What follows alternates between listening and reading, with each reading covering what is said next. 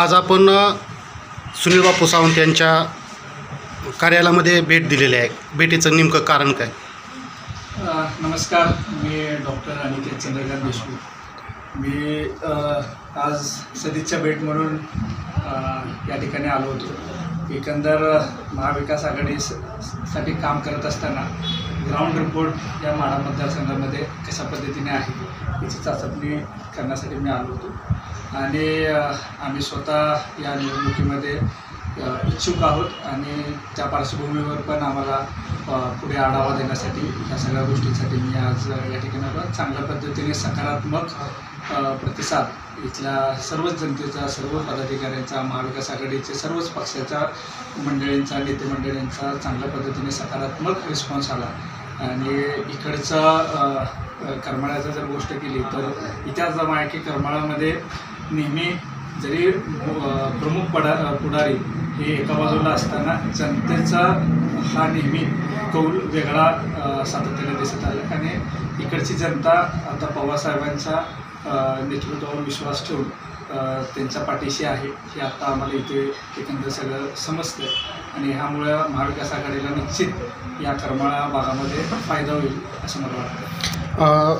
अकलूजमधील मोहिते पाटील यांचीसुद्धा आता राष्ट्रवादी पक्षाकडनं म्हणजे कार्यकर्त्यांची मागणी आहे की तुतारी त्यांनी हातात घ्यावी. आणि आतासुद्धा आपण म्हणजे आपली इच्छा व्यक्त केली किंवा आपण संभाव्य उमेदवार म्हणून सुद्धा त्याकडे पाहत आहे. मग मोहिते पाटलांच्या या सर्वच घडामोडीमध्ये नेमकं काय वाटतं आहे? एकंदर मोहिते पाटील हे घराणं सोलापूर पूर्ण जिल्ह्यामध्ये एक वर्चस्व मागील कित्येक दशक या भागामध्ये सोलापूर जिल्ह्यामध्ये त्यांचं राजकीय सामाजिक वजन आहे. आणि आमचे स्वतःचे सांगोल्यातून आम्ही सगळे देशमुख कुटुंब असेल किंवा शेतकरी कामगार पक्ष किंवा त्यांची सुरुवात शंकरराव मोहिते पाटील इथून पण ते शेतकरी कामगार पक्षात होते. त्यामुळं एक पक्षाच्या पलीकडे आमचं आणि त्यांचं नातं आहे आणि घरगुती संबंधही आहे. आता ते जरी भारतीय जनता पक्षामध्ये काम करत असतील तरी त्यांना जे त्यांनी बंड केलेलं आहे किंवा त्यांनी एक एल्गार पुकारलेला आहे की त्यांना तिथं जे रोष आणि आक्रोश या माळशिरसमध्ये आहे, तर जनतेतला रोष बघून ते त्याचं काम करत आहेत. आणि नेतृत्व करत असताना जनतेचा जो आवाज आहे तो एक नेत्याने उठवावा आणि तो मांडावा ह्या पद्धतीने त्यांची भूमिका आहे.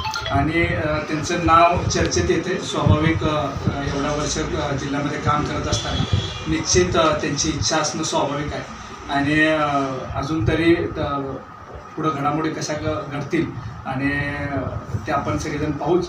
पण महाविकास आघाडीचा जो कोणी उमेदवार असेल त्याच्या पाठीमागं आम्ही सर्वजण चांगल्या पद्धतीने काम करू. आम्ही आमच्या भागामध्ये काम करू किंवा पूर्ण या माढा मतदारसंघामध्ये जिथे जिथे गरज लागेल तिथं आम्ही चांगल्या पद्धतीने काम करू आणि महाविकास आघाडीचा उमेदवार कसा आघाडीवर राहील या पद्धतीने आम्ही सगळे काम करू. लोकसभा मतदारसंघात उमेदवार जाहीर करायला विलंब होत आहे. याचा परिणाम संबंधित उमेदवार तुम्ही दुसऱ्याला कोणालाही उमेदवार परिणाम होणार आहे? कोणत्याही गोष्टीला उशीर झाला तरी चालतो, पण योग्य उमेदवार मिळणं हे त्या आघाडीसाठी, त्या अलायन्ससाठी महत्त्वाचं आहे. उमेदवारी जरी उशिरा होत असेल पण सर्व घडामोडी, सगळ्या गोष्टींना, सर्व पक्षांना विचारात घेऊन ह्या सगळ्या पद्धतीने घ्यावं लागतं. कारण का ही लोकसभेची निवडणूक आहे. आपण सर्वजण हे एका विचाराला विरोध म्हणून काम करत असताना एक सगळ्यांचं एकमत झालं पाहिजे आणि त्या एकमतातून एक चांगला उमेदवार ह्या सगळ्यासमोर आला पाहिजे असं एकंदर महाविकास आघाडीचं नियोजन असल्या कारणानं वेळ लागला तरी चालेल पण चांगला उमेदवार निश्चित महाविकास आघाडीच्या माध्यमातून या माढा मतदारसंघामध्ये मिळेल हे मला विश्वास आहे. आता भाजपामध्ये आम्ही भरपूर विकास कामे केली, योजना दिल्या, PM किसान योजना, अशा मोठ्या मोठ्या योजना केल्या, त्याचा फायदा आम्हाला मिळेल. महाविकास आघाडी कोणत्या पद्धतीने असणार विषय घ्या? महाविकास आघाडी हे निश्चितच संविधान वाचवण्यासाठीच काम करते. ज्या पद्धतीने एकाधिकार आणि हुकुमशाहीच्या मार्गावर आता देश चालत आहे त्या सगळ्या गोष्टींना विरोध हा महाविकास आघाडी चांगल्या पद्धतीने करते. आणि हे जे देश एक डिक्टेटरशिपकडे जाण्याचा हा जो मार्ग आहे की तो कुठंतरी मोडीत काढण्यासाठी हा महाविकास आघाडीचा प्रयत्न आहे. आणि निश्चितपणे जर ग्राउंड रिपोर्टला तुम्ही विचारलं तर शेतकऱ्यांचे प्रश्न सुटलेले नाही. शेतीच्या पाण्याचा प्रश्न आहे, पिण्याच्या पाण्याचा प्रश्न आहे. किती सारे म्हाडामध्ये मतदारसंघामध्ये असे किती गाव आहेत की 1 वर्षापासून टँकरचं त्यांना सोय करावं लागते. अशा पद्धतीने सामान्य जनता जाते. आणि विविध क्षेत्रामध्ये तरुणांच्या बाबतीत असेल, तरुणांना नोकऱ्या नाही आहेत, एवढं उच्च शिक्षित होऊन पण ते बेरोजगार आहेत. अशा पद्धतीची परिस्थिती आहे. सगळ्या क्षेत्रांमध्ये अधोगती आहे. फक्त एक परसेप्शन आणि प्रोपगंडा पसरवायचं काम हे सत्ताधारी आता करत आहेत. पण सत्यामध्ये जर बघितलं तर प्रत्येकाला त्रास आहे. सामान्य जनताचा एक आक्रोश आहे आणि तो मताधिकार किंवा निवडणुकीच्या माध्यमातून सामान्य जनता चांगल्या पद्धतीने तो आवाज उठवेल हे मला वाटतं. आता मध्यंतरी ज्यावेळेस म्हणजे काल परवा दिवशी खासदार निंबाळकर यांची शिवसेनेच्या वतीने इथं कार्यक्रम घेण्यात आला. त्यावेळेस त्यांनी सांगितलं की खासदार शरद पवार ज्यावेळेस इथून खासदारकी लढवून निवडून गेले त्यावेळेस त्यांनी इथं कोणताही विकास कामं केली नाहीत आणि त्यामुळंच मला 2019ला निवडून यावं लागलं. त्यावेळेस इथली विकास कामं झालेली आहेत. अशा प्रकारे त्यांच्यावर एक टीका केली होती. मी कुणावर वैयक्तिक टीका नाही करणार, पण मी एवढं निश्चित सांगेन की जी नाराजगी आहे ती कुणाला बोलून दाखवता येते. सामान्य जनताचा आक्रोश हा आता सत्ताधारी पक्षाच्या विरोध आहे आणि ते सर्रास दिसत आहे सगळीकडे. तो उमेदवार म्हणून असो किंवा पक्ष म्हणून असो तर त्यांना विरोध आहे निश्चित.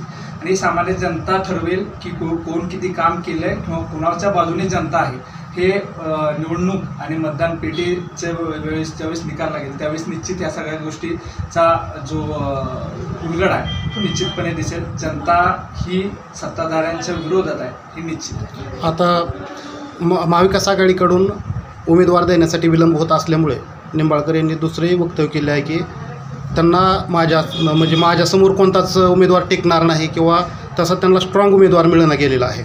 त्यामुळंच म्हणजे उशीर होत आहे.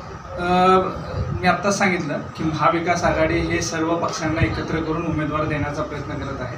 इथे काही ह्या अलायन्समध्ये कोणी एकाधिकार नाही आहे किंवा हिटलरशाही नाही आहे किंवा कुठलेही डिक्टेटरशिप चालत नाही. त्यामुळं सर्वांचं मत याला महत्त्व आहे आणि या ज्यावेळेस अलायन्स असते त्यावेळेस प्रत्येकाला विचारात घेऊनच उमेदवार ठरवावा लागतो. त्या पद्धतीने ही अलायन्स जाते आणि पुढच्याचं मी सांगू नाही शकत आहे. त्यामुळं ते उमेदवार तेवढा लवकर डिक्लेअर झाला असावा हे असं माझं मत आहे. आता एकंदरीत महादेव जानकर यांना इथून उमेदवारी जाहीर केली होती धनगर मतांचा विचार करता किंवा त्यांना प्रतिनिधित्व देण्यासंदर्भात. आता त्याच अनुषंगाने त्यांनी पलटी मारल्यानंतरसुद्धा आता त्याच तत्वानुसार तो आपल्याकडे सुद्धा पाहिलं जाईल का? समाजाचा विषय हा माझ्या मते ज्यावेळेस आपण राजकीय आणि सामाजिक विषय ज्यावेळेस समोर घेत असतो त्यावेळेस सर्व धर्म समभाव आणि सर्व समाजाला घेऊन एकत्र जायचं राजकारण आणि समाजकारण आपण करत आहेत. आणि आमच्या घराला आम्ही आबासाहेबांना मागच्या 50 वर्षाचं राजकारण त्यांनी केलं सांगोल्यामध्ये आणि आम्ही राजकारणामध्ये जेव्हापासून आहे तेव्हापासून आम्ही एक सर्व समाजाचा समतोल साधूनच राजकारण आणि समाजकारण केलं. आणि ह्याच्यातून अशी समीकरणं बांधणं 21व्या शतकामध्ये हे माझ्यासारख्याला गैर वाटतं. पण सगळ्या राजकारण आणि समाजकारण हे सगळ्यांना एकत्र घेऊन करण्यासारखीची गोष्ट आहे. मागे काही गणिते लावली याच्याबद्दल मी भाष्य करणार नाही. पण एकंदरपणे महाविकास आघाडीचा जो उमेदवार असेल तो निश्चितपणे सर्व धर्मसमभाव मानणारा असेल, सर्व समाजाला एकत्रित करून बॅलन्स ठेवून राजकारण आणि समाजकारण करणारा असेल हे मला निश्चित वाटतं.